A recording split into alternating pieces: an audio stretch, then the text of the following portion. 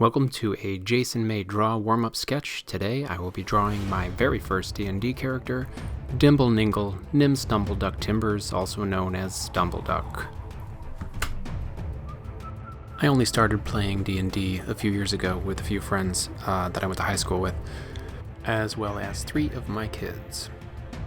I decided that I was going to create a gnome monk character, and after a little while thought that it might be a bad idea, but after playing the campaign for quite some time, he became quite a character and was really enjoyable to play. That campaign is currently on hold, and I'm hoping at some point I'll be able to get back to him. But I always thought of him kind of as a very small, I think he was just under 3 feet tall, bald Shaolin monk looking character, mixed with some of the gnome imagery that you see in a lot of the Dungeons & Dragons books. I decided a bow staff would be pretty cool as his main weapon because I was a fan of Donatello from the Teenage Mutant Ninja Turtles.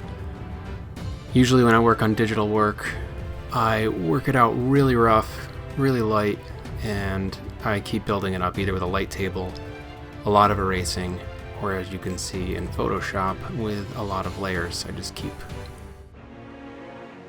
working the line work until it becomes what I want it to become. Maybe I'll do a tutorial on sketching out things in Photoshop at some point. If that's something you guys are interested, let me know in the comments below.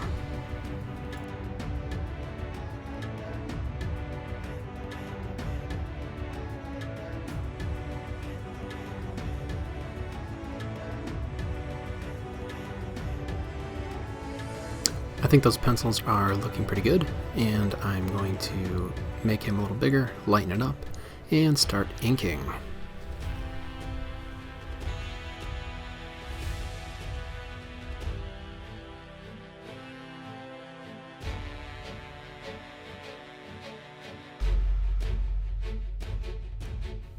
There's not usually any rhyme or reason to why or where I start inking or how I move around. Sometimes I skip from part to part. It really depends on what I'm really excited about inking, and sometimes what is in front of or behind something else.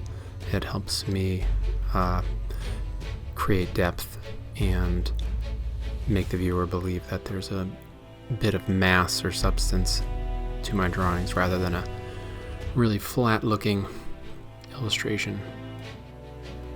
Stumbleduck has a Dungeoneer's pack. I'm gonna ink the rope now. It's got some good stuff in it. Crowbar, hammer, pittons, torches, tinderbox, your usual Dungeoneer's pack. This is the very important 50 feet of rope, which I did end up using in our campaign a bit. He goes barefoot because I thought it'd be pretty cool if he was just barefoot and can walk around like he's got shoes on. I imagine him having very tough feet. Anytime I'm working digitally, it's really nice to just be able to rescale, flip things around depending on size issues, things like that. Obviously those feet and shorts were really easy to swap over. I'm not going to show you guys how I sit down and flat a piece of artwork, which means putting the flat colors down in the comic industry. I'm just going to sort of snap my fingers and let the flat colors pop, and we'll go from there. Next thing I do after I flat is do some shading, so watch me shade for a bit. Maybe later I will put a flatting tutorial in the YouTube channel, and then maybe a separate one for shading.